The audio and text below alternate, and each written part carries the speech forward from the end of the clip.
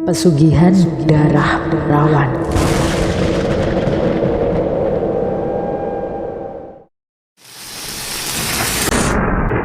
Assalamualaikum warahmatullahi wabarakatuh. Kembali lagi bersama channel Suara Kala. Sebelum kita mulai ceritanya, jangan lupa untuk tekan tombol like, subscribe, serta lonceng notifikasinya agar tidak ketinggalan cerita lainnya dari channel ini. Bagi teman-teman yang ingin membaca langsung ceritanya, bisa langsung mampir ke akun Twitter atau X di @nitrasandekala. Tanpa berlama-lama, mari kita mulai ceritanya. Astagfirullah, Bu, teriaknya. Aku dan Nita langsung berlari ke arah suara Mas Adi berasal. Kulihat laki-laki itu sudah jongkok di depan ibunya yang terus menggelepar. Kita bawa ke rumah sakit saja, pinta Nita panik. Aku melangkah maju, mencoba sekuat mungkin untuk bertahan, karena selain penerangan yang minim, aroma dari tubuh ibu Mas Adi benar-benar membuat perutku mual. Kita bawa ibu ke rumah sakit ya? Tanyaku kepadanya yang sedang mencoba membangunkan ibunya. Mas Adi diam tak menjawab. Sudahlah, soal biaya kita pikirin nanti. Aku bantu lepas pasung ini ya, ucapku segera. Tanpa memandangku, laki-laki itu berdiri. Tunggu, aku ambilkan kuncinya dulu, jawab Mas Adi sembari melangkah pergi. Aku menoleh, mengikuti arah kemana dia pergi.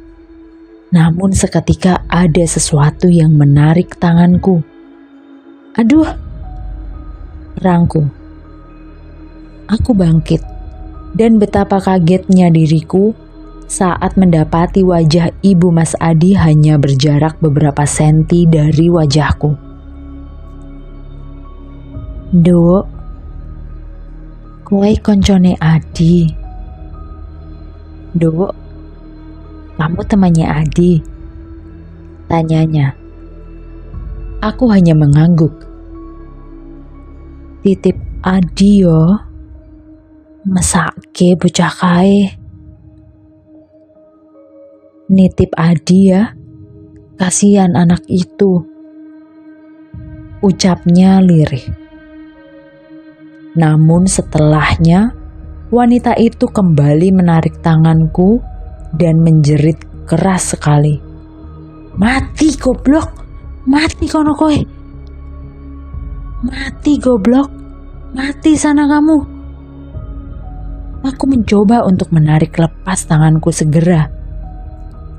Tetapi cengkeraman tangan wanita itu sangat kencang. Nita, panggilku. Tak ada sahutan. Aku pun menoleh ke arahnya.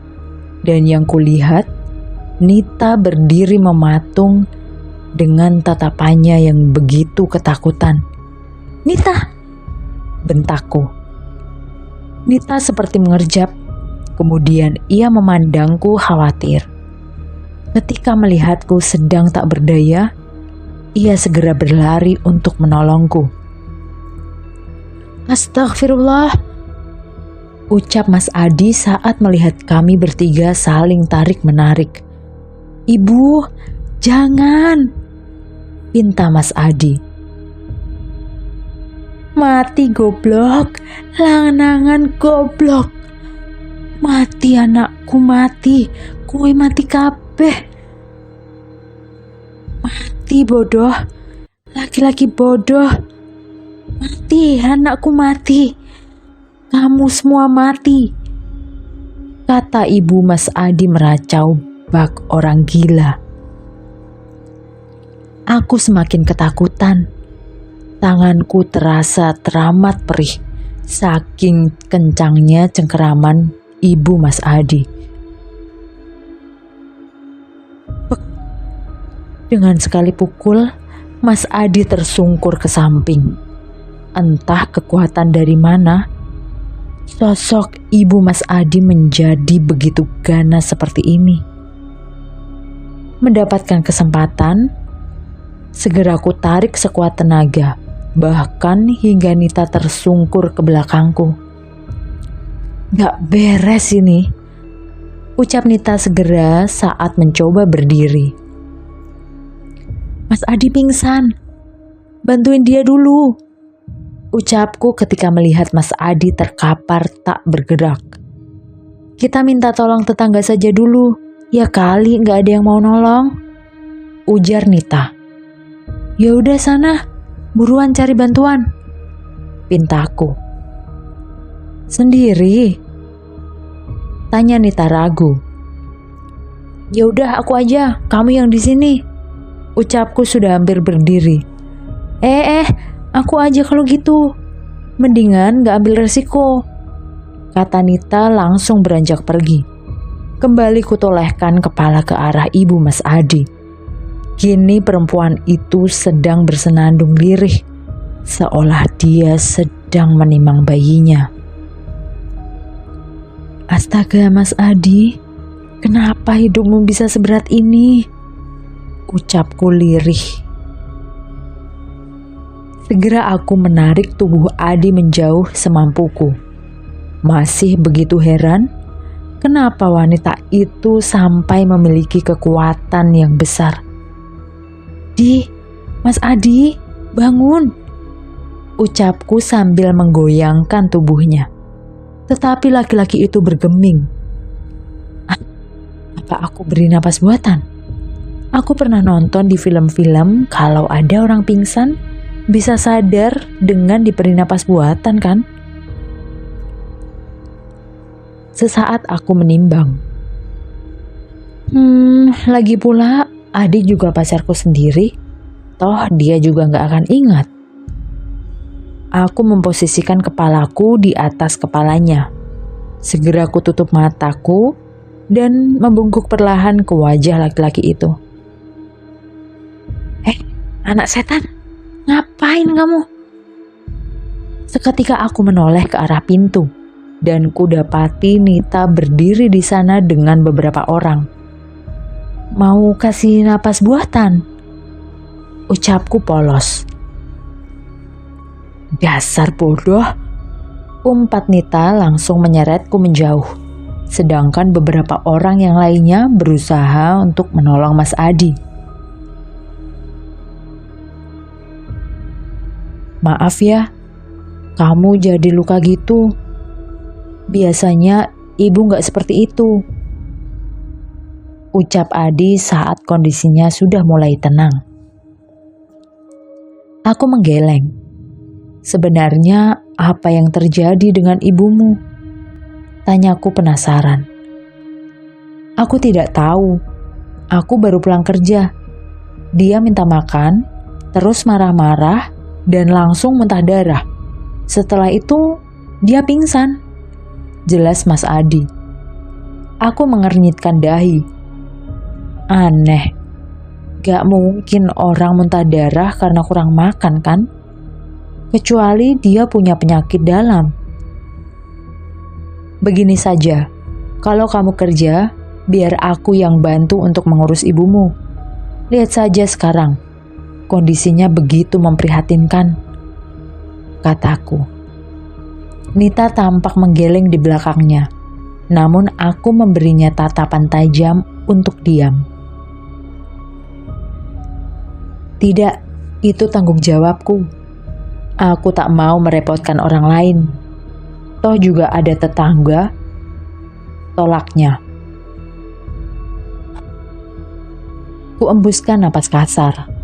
Kenapa laki-laki ini begitu keras kepala? "Ya sudah, tapi sesekali aku tengok ibumu boleh ya?" tanyaku. Adi mengangguk. "Terima kasih ya sayang," ucap Nita keras. "Mas Adi, ini enggak dibawa ke rumah sakit jiwa saja?" tanya salah seorang tetangga dari dalam kamar ibu. Enggak Pak, maaf sudah mengganggu malam-malam," ucap Mas Adi sungkan. "Bukan begitu, Nak Adi mesti tahu kalau ibu bukan hanya membahayakan dirinya sendiri, tetapi juga orang di sekelilingnya, ucap bapak itu. Tapi Pak, ucap Mas Adi gagu. Aku tahu dia sedang memikirkan soal biaya pengobatannya. Aku hendak berbicara, mengusulkan kalau bagaimana aku yang akan membantu tetapi sudah keduluan oleh bapak itu. Biar nanti saya bicarakan dengan perangkat desa. Kasihan kalau seperti ini terus, ucapnya. Mas Adi hanya bisa mengangguk lesu. Segera ku belai tangannya lembut. Tenang, aku juga akan membantu, ucapku lirih. Setelah itu semua orang pamit. Bahkan tetangga Mas Adi dengan baiknya menyalurkan aliran listrik ke rumah ini.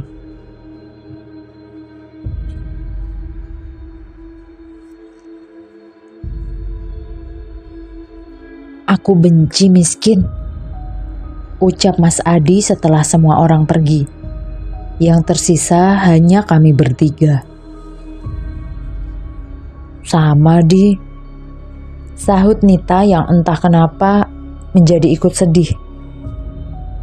Berisik banget Mak Lampir, mending cari minum sana, bentakku segera. Ye, bener kan? Siapa juga yang mau hidup miskin? Jawab Nita sebal.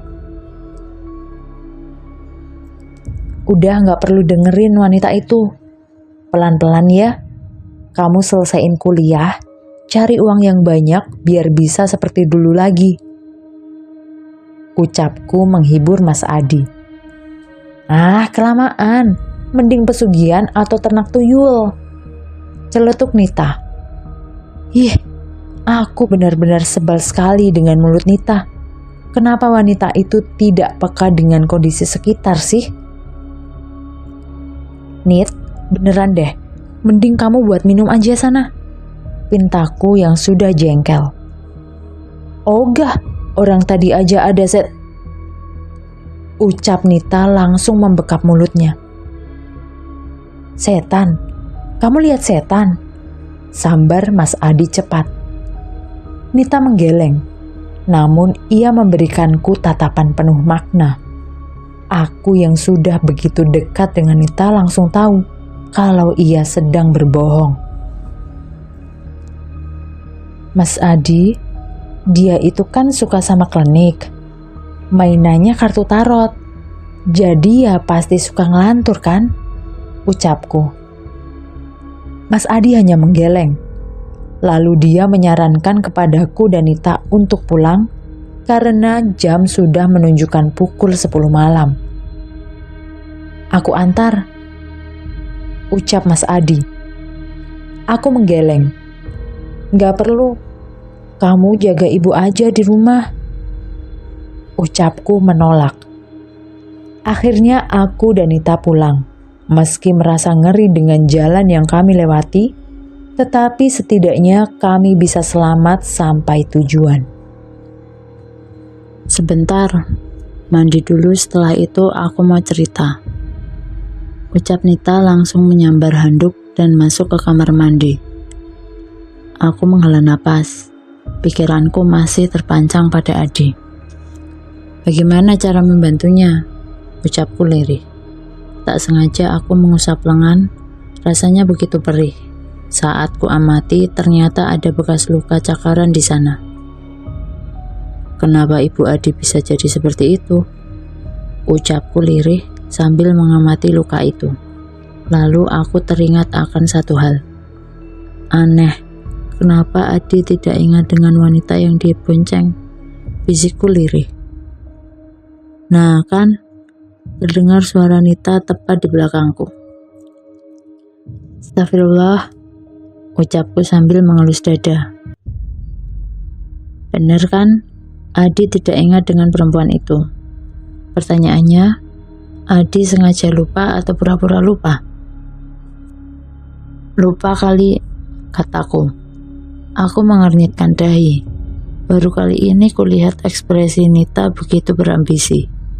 Ia menyeringai seolah sedang mengejekku. Kenapa? Tanyaku penasaran. Pertama, beneran kamu mau lanjut sama Adi? Tanya Nita. Langsung ke pokok masalah, ucapku jengah. Oke, sekarang logika aja. Ada yang aneh dengan si Adi itu.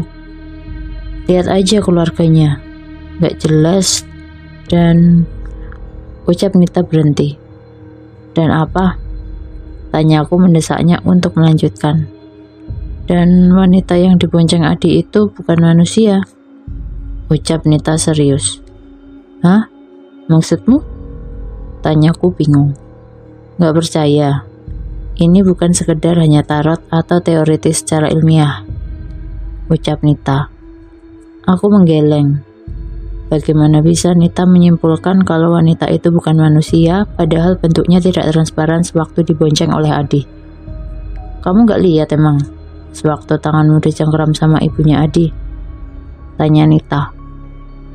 Aku menggeleng. Waktu itu aku begitu panik, jadi tidak memperhatikan sekitaran. Aku melihat wanita itu berdiri persis di belakang ibu Adi. Tangannya mencengkeram tepat di kepala ibunya Adi. Dan yang paling mengerikan, ia tersenyum sampai bibirnya tertarik menyentuh telinga. Jelas Nita sambil menutup mata. Hah? Ngawur kamu. Kalau benar ada wanita di tempat itu, kenapa aku nggak lihat? Tanyaku sangsi. Terserah kamu, Rin. Aku sudah memberitahumu. Yang penting kalau kamu tetap mau lanjut dengan si Adi itu, hati-hati. Ucapnya langsung merebahkan tubuhnya di ranjang. Aku tak mau mendebat Nita. Kalau dia sudah bersikap demikian, berarti ucapannya bukan hanya bercandaan saja. Duh, apa yang harus aku lakukan? Tanyaku bingung. Nita membalikkan badan menghadap ke arahku.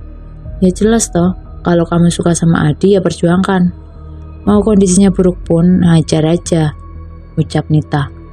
Tadi bilang suruh ninggalin, sekarang suruh berjuang. Mana yang harus kupercaya? Ucapku memutar bola mata. Aku tidak pernah memintamu untuk meninggalkannya. Aku hanya memintamu untuk berhati-hati karena ada yang aneh dengan keluarga Adi ini. Cari tahu dulu semua, kalau udah pasti baru buat keputusan. Ucap Nita yang sudah duduk dari pembaringannya. Aku menatap matanya dengan senyum simpul. Namun ia kembali merebahkan tubuhnya dan memunggungiku. Aku tidak mau ikut campur lagi. Silakan cari tahu sendiri. Ucap Nita sambil menutup kepalanya dengan selimut. Aku beranjak, langsung saja ku kecup kepala wanita ini. Membuatnya mencak-mencak, aku pun tertawa dan berlalu ke kamar mandi. Di kampus gak ada. Mungkin dia tidak berangkat, kataku pada Nita. Ngurusin ibunya kali. Oh, enggak. Aku ada urusan siang ini, kamu sendiri aja. Ibunya saat melihat raut wajahku. Ayolah Nit, demi persahabatan lucu ini, pintaku. Lucu matamu, Rin. Semalaman aku tidak bisa tidur karena demit wanita itu terus muncul di kamar kita.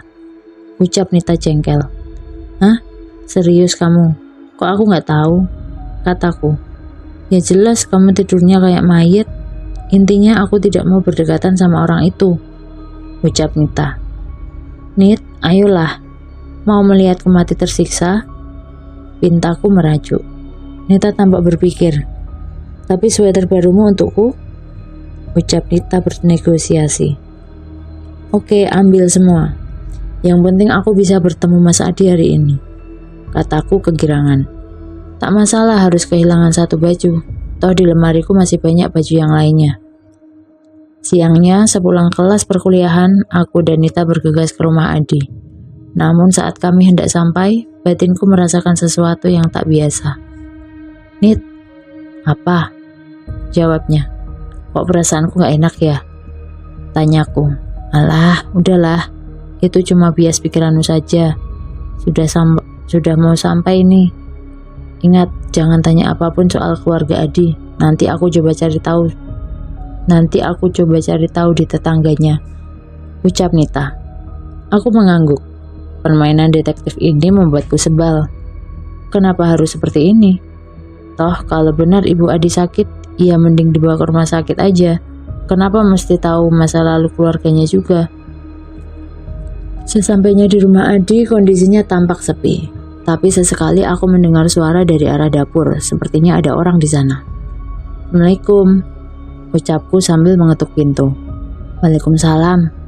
Terdengar suara Adi dan pintu yang terbuka. "Masuk, Rin." "Nit, aku baru masak. Duduk dulu, aku buatin minum," ucap Adi. "Gak perlu, udah bawa minum ini. Gimana kondisi ibu?" tanyaku penasaran. "Ya masih sama, tapi udah gak muntah darah lagi," jawabnya. Nita menyenggol lenganku. Aku bantu masak sini," ujarku. Ya udah sana pacaran, aku mau jalan-jalan di sekitar sini." "Boleh, Di. Pemandangannya bagus, masih asri pula," kata Nita. Aku hampir mendengus. Asri dari mana? Orang cuma ada kebun. Bodoh betul Nita itu. Cari alasan kok pemandangan bagus. Iya, nggak apa-apa," jawab Adi bingung. "Ya udah Gi, selamat pacaran. Jangan nambah momongan dulu ya," ucap Nita. Membuatku memelototkan mata sedangkan Adi hanya menggeleng geli. "Kamu sudah mau punya momongan, Rin?"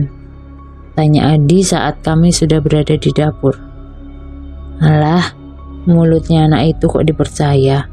Tapi kalau ayahnya kamu aku mau deh," jawabku bodoh. Mendengar jawabanku, Adi bergidik lalu terbatuk kaget. "Elah, bercanda kali, Di," jawabku geli. "Bercanda terus kamu. Sebentar ya, aku bawain ini ke ibu," tanya Adi. Aku mengangguk, lalu meneruskan mengaduk bubur di atas tungku. Kasihan banget pacarku ini. Bahkan untuk masak pun ia harus menggunakan kayu bakar. Kok hambar?" ucapku saat mencicipi makanan itu. Kuedarkan pandangan mencari-cari di mana Adi meletakkan bumbu dapur. Namun saat aku mencari di atas meja tak menemukan apapun. Kulihat ada almari di ujung ruangan. Berpikir mungkin di sana ada bumbu dapur. Bergegas kulangkahkan kaki mendekat. Seketika aku lihat ke bawah saat aku merasakan tak sengaja menendang sesuatu. Sesajen, ucapku penasaran. Kutarik tampah itu. Benar ini sesajen. Buat apa Adi menaruh sesajen di dalam rumah? Seketika aku rasakan hembusan angin kuat melewati belakang tubuhku. Astagfirullah, ngapain sih Nit? Tanyaku sebal saat mendapati Nita berdiri di depan tungku. Mending lungo daripada mati, ucapnya datar. Hah? Ngomong apa sih kamu? Tanyaku bingung. Nita tak menjawab. Ia bergerak ke arah tungku, mengambil bubur yang masih mendidih, lalu langsung meminumnya langsung dari panci yang masih mengepul panas. Astagfirullah, Nita, jeritku. Aku berlari mencoba menghentikan tindakan bodohnya, tetapi justru melemparkan panci itu ke arahku. Aku berusaha menghindar, bersamaan dengan suara derap langkah kaki mendekat. Astaga, kamu kenapa, Rin? Tanya Adi langsung berusaha menolongku yang tersungkur ke lantai. Itu Nita, tolongin. Hah? Nita kenapa? Tanya Adi bingung. Hei, sadar, kamu kenapa? Tanya Adi. Itu. Seketika aku diam. Di mana Nita? Kemana perginya wanita itu? Dan bagaimana bisa panci itu sudah kembali di atas tungku? Bukannya tadi Nita melemparkan ke arahku? Belum selesai pertanyaan di kepalaku, tiba-tiba saja muncul kepala perempuan di ambang pintu dari arah ruang tengah. Arini? Tanya Adi. Aku mengerjap, menoleh singkat ke arah Adi lalu kembali ke pintu. Arini, kamu kenapa? Kamu tunggu di depan aja, biar aku yang masak. Pinta Adi. Aku mengangguk. Buru-buru kulangkahkan kaki untuk menyusul perempuan misterius itu. Tetapi saat mengintip ke arah ruang depan, kosong. Tak ada siapapun di sana. Kemana perginya wanita itu? Aku menarik lagi kepalaku, berpikir keras, kalau wanita itu tidak ada di ruang tamu, berarti keberadaannya ada di salah satu kamar di ruangan ini. Sejenak aku bimbang. Terlebih dahulu kupastikan Adi masih sibuk di dapur sebelum menyibak tirai dan membuka pintu kamarnya. Kosong. Wanita itu juga tak ada di sini. Ingin rasanya aku masuk ke dalam dan memeriksa dalam almari. Tetapi terdengar pergerakan dari arah dapur. Seketika ku tarik kepalaku, dan beruntungnya Adi tidak masuk ke sini. Ku arahkan pandanganku ke kamar ibu Adi. Aku yakin pasti perempuan itu ada di dalam sana. Sekali lagi ku tengok ke arah dapur. Merasa aman, aku bergegas membuka pintu kamarnya. Dan seketika, semerbak aroma tak sedap masuk ke indera penciumanku. Tak kusadari, ternyata ibu sudah memperhatikanku sejak aku masuk. "Duk," ucapnya. "Nggih, Bu," jawabku.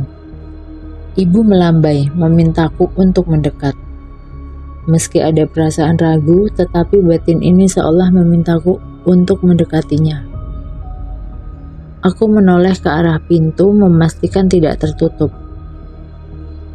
Jadi kalau ibu mengamuk seperti semalam, aku bisa menjerit meminta tolong. "Kenapa, Bu?" tanyaku pelan. Ibu mengamatiku lekat-lekat. "Tolong, Dok, Ibu tidak gila," ucapnya lirih. "Hah? Ibu tidak gila?" tanyaku. Wanita itu mengangguk. "Tolong lepaskan pasung ini ya," pintanya. Aku tersenyum.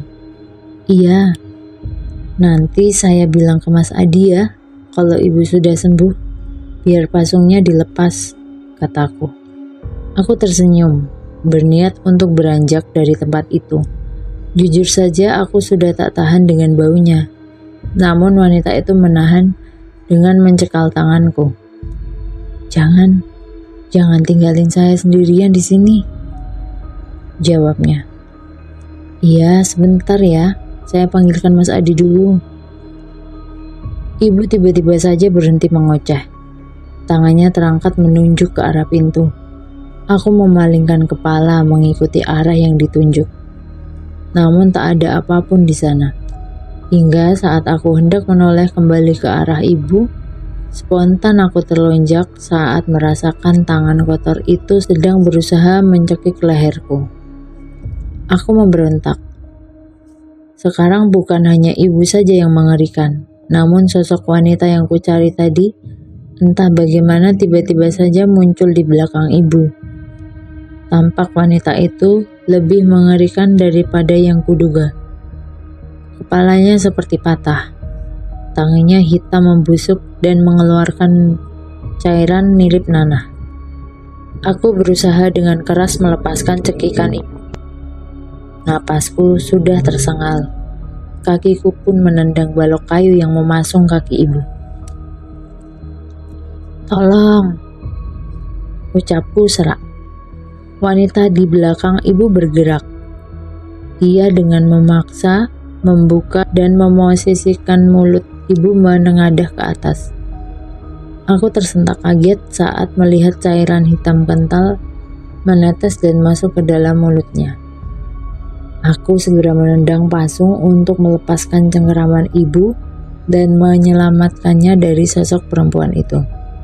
Demit wanita itu mendongak, menatap ke arahku. Yang membuatku begitu jijik, cairan hitam busuk itu terus menetes dari dalam mulutnya. Ia mulai bergerak.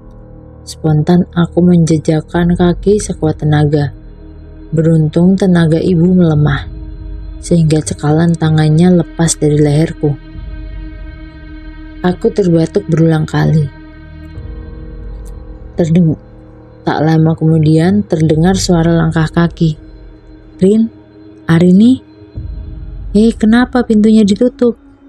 Terdengar suara Adi dari arah luar. Kini ia melihatku dengan senyum yang begitu mengerikan. Cairan hitam itu pun masih keluar deras dari mulutnya.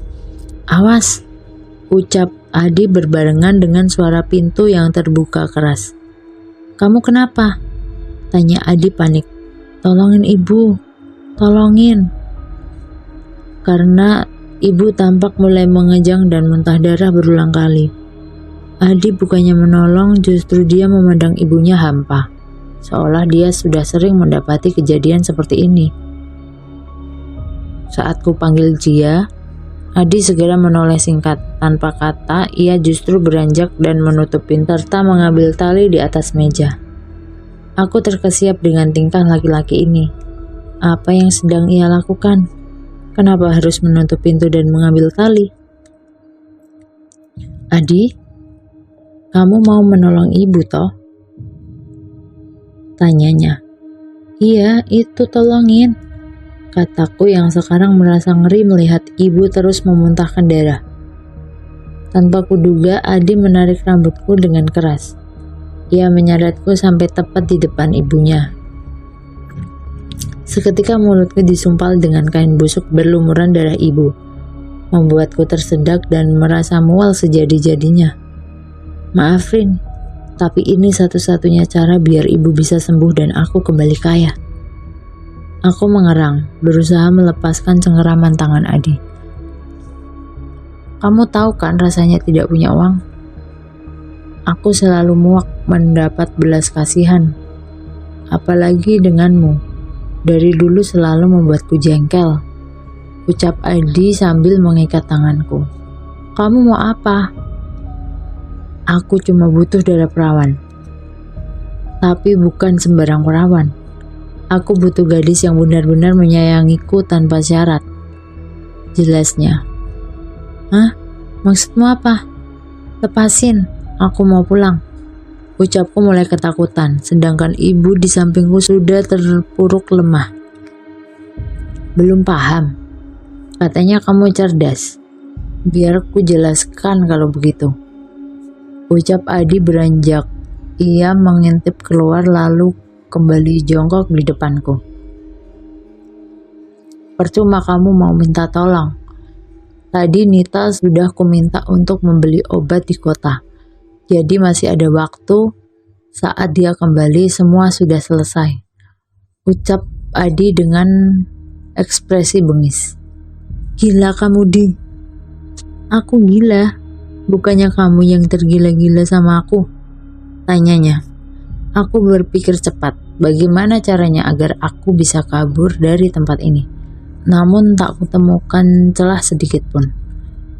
Dulu aku bisa memiliki apapun dan keluargaku bahagia. Ucap Adi meracau. Adi menampar pipiku dengan keras sampai membuatku terhuyung ke samping. Dengarkan dulu cerita calon suamimu ini bangsat. Umpat Adi mencengkeram pipiku. Nah, kita lanjutkan. Semua kejadian bermula saat bapakku meninggal. Kejayaan keluargaku lenyap secara tiba-tiba. Kamu tahu karena apa? Karena ada yang memberikan tumbal. Adi berucap seperti orang gila. Hidupku benar-benar hancur. Semua terasa begitu berat. Tiap malam aku menahan lapar sambil mengurusi wanita tua ini. Tapi aku sadar, semua bisa diulang. Dikembalikan seperti semula. Ucap Adi. Aku menggeleng kuat. Saat Adi menyentuh pipiku lembut. Ditolong lepasin. Aku tidak akan mengganggumu lagi. Aku tidak akan bilang kepada siapapun. Ucapku mengibah. Adi menggeleng. Enggak Rin, kamu juga bakal merasakan ini semua. Kemarin kamu juga sudah janji untuk menemaniku sampai kapanpun kan? Nah hari ini kita laksanakan janjimu. Ucap Adi kembali menyempal mulutku. Lalu Adi bangkit, aku melihatnya keluar kamar. Terdengar suara pintu tertutup. Sial, apa yang harus kulakukan? Aku mengedarkan pandangan mencari segala sesuatu untuk membantuku lepas dari ikatan ini. Sialnya tak kutemukan apapun. Ya Allah Gusti, apa yang harus kulakukan? Beberapa saat kemudian Adi kembali. Ia membawa nampan sesajen dan juga kepala kerbau yang sudah membusuk. Lalu ia menaruh itu semua di depanku. Adi duduk bersila. Entah apa yang dia gumamkan, aku tak tahu. Kemudian dia mengambil pisau cutter. Aku terkesiap, terus memandang ujung runcing benda itu. Aku mengerang kesakitan saat Adi menjambak rambutku dan memotongnya beberapa helai. Tahan ya sayang, ucapnya saat menyingkap bajuku. Aku merasakan perih saat benda tajam itu merobek pahaku. Aku terus mengerang dan menitikkan air mata. Kemudian Adi menekan pahaku agar darah terus mengalir. Aku hanya bisa menggeleng dan terus memberontak. Adi kembali duduk bersila. Seketika udara di sekitarku menjadi lebih pengap. Ada tekanan besar yang membuat dadaku terasa begitu berat. Lalu Adi mulai mengangkat gelas berisikan darahku. Ia campurkan dengan rambutku dan dituangkan di kepala kerbau itu. Badanku seketika menjadi panas. Aku menggelinjang hebat dan ada sensasi aneh. Kenapa tiba-tiba aku merasa ingin disetubui? Ada apa ini? Kulihat Adi terkekeh. Ia mendekat ke arahku, lalu menciumku dengan lembut. Aku ingin memberontak, tapi tubuhku berkata yang lain. Adi kembali menamparku dengan kerasnya. Kemudian kepalaku diarahkan tepat ke arah ibunya. "Kamu lihat kan wanita itu?" tanya Adi. Kini aku bisa melihat dengan jelas sosok perempuan di belakang ibu. Rupanya bukan lagi manusia. Ia sudah berubah menjadi makhluk paling mengerikan yang pernah kutemui. Dia adalah Salma. Kamu tahu kenapa dia bisa mati? Mataku terus terpancang pada sosok yang kini sedang memeluk ibu dari belakang. Tanpa kuduga, Adi menarik daguku dengan keras untuk melihatnya. Dengarkan aku, Arini. Calon suamimu ini mau bercerita, kata Adi jengkel. Aku melihat Adi dengan mata terisak, tak menyangka kalau dia nekat melakukan ini semua. Nah, begitu. Kita lanjutkan ceritaku. Salma mati karena bapak menumbalkannya. Jiwanya harus ditukar dengan sosok sesembahannya. Kemudian ibu depresi bukan karena bapak meninggal. Dia menjadi seperti itu karena tahu kebenaran yang selama ini tersimpan rapat di mulut bapak. Jelas Adi. Adi tampak menerawang. Ia mengembuskan napas panjang sebelum kembali berbicara. Nah, tugasmu besok membantuku untuk menyiapkan persembahan untuk Nyi Sendangwangi, katanya. Aku menggeleng. Tidak mau melakukan apapun yang diminta laki-laki gila ini. Tidak mau. Baik, setelah ini kita lihat kamu menolak atau tidak, jawabnya. Aku terkesiap. Adi mulai menyibak pakaianku, lalu kejadian hina itu terjadi. Dengan beringasnya Adi menyetubuhiku tepat di depan ibunya. Aku hanya bisa menangis. Menyesal karena tidak mendengarkan saran Nita tadi. Andai aku tak datang ke tempat ini, tidak memiliki empati berlebihan, pasti semua tak akan terjadi. Adi tersenyum puas. Lalu dia mengusap dada perawanku dengan kain. Dengan kondisi telanjang, dia duduk bersila kembali menggumamkan sesuatu. Aku menggelinjang. Tubuhku kembali terasa begitu panas. Aku sudah tidak tahu apa yang akan terjadi. Mungkin mati jauh lebih baik. Kurasakan demit wanita itu bergerak. Suaranya mirip gigi kuda membuatku bergidik ketakutan. Inilah kematianku. Aku sudah pasrah. Kalau Tuhan memang mau aku berpulang, aku akan menyambutnya. Perempuan itu sudah ada di depanku. Ia membelai kepalaku lembut dengan tangan busuknya. Perlahan ia bergerak menuju ubun-ubunku seolah ingin menyedot nyawaku dari situ. Terima kasih Yarin. Setelah ini aku janji bakal menikahimu, ucap Adi melepaskan ikatanku. Lalu memelukku dengan lembut. Aku memejamkan mata, tak tahu lagi apa yang harus kulakukan. Tubuhku sudah lemas untuk membalas perbuatannya. Tiba-tiba Adi menarikku dalam pelukannya. Ia menjerit kesakitan. Saat aku membuka mata, ternyata ibu sedang menjambak rambut anaknya dengan keras. Ambil darah dan rambutnya, lalu usapkan ke kepala hewan itu, kata ibu Adi. Aku memekik. Bagaimana bisa ibu memiliki tenaga seperti itu? Mendapatkan kesempatan, aku memberi jarak dan langsung menendang kemaluan Adi dengan keras. Aku masih ingat peringatan dari ayah.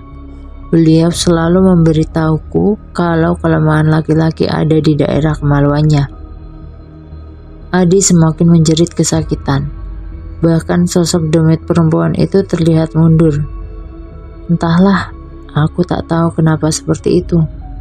Sekuat tenaga menahan perih, bukannya lari, justru mengambil rambut Adi dan menorehkan luka di tangannya dengan cutter.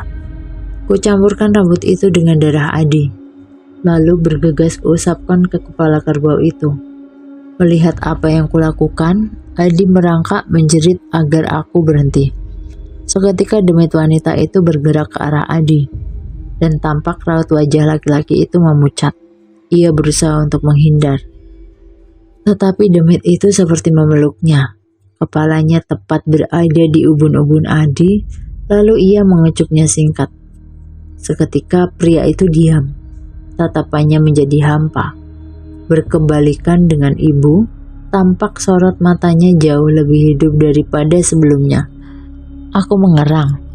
Tubuhku ambruk seketika. Tangisku pun pecah saat teringat akan perbuatan Adi. Seketika pintu kamar terbuka. Astagfirullah Rin, kata Nita langsung berlari ke arahku. Beberapa hari berlalu semenjak kejadian itu. Kondisiku masih belum pulih sepenuhnya. Aku masih trauma untuk bertemu dengan siapapun kecuali Nita.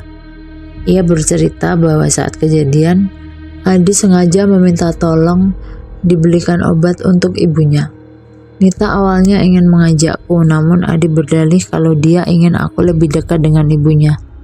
Beruntung Nita datang di saat aku pingsan. Ia bergegas meminta tolong kepada warga sekitar. Sigap orang-orang itu menolongku dan ibu.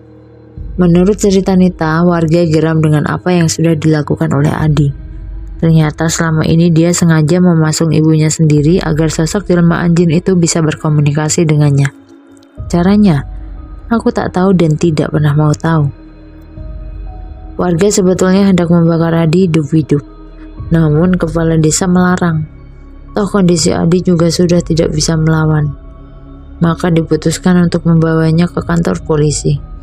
Dan ternyata Adi tidak bisa ditahan karena dia menderita gangguan jiwa. Ya, memang kejadian ini tak bisa dilogika akal pikiran manusia. Ibu Adi, setelah beberapa hari Adi ditangkap, beliau mengembuskan napas terakhirnya. Beliau tidak menceritakan awal mula ini terjadi. Ia hanya berpesan untuk bisa memaafkan apapun yang sudah diperbuat oleh Adi. Namun dengan kematiannya, aku pun tak bisa mencari tahu apa yang sebenarnya terjadi. Bagaimana dengan Salma dan juga suaminya bisa meninggal? Sejarah dari keluarga itu sampai sekarang masih menjadi misteri. Akhirnya aku memutuskan untuk pindah ke kampus lain. Selain masih trauma, aku benar-benar takut. Ketika adik keluar dari rumah sakit jiwa, dia akan mencari keberadaanku. Beruntung Nita mau menemaniku hingga aku pulih. Sampai dia pun bersedia untuk pindah kampus ke pulau seberang.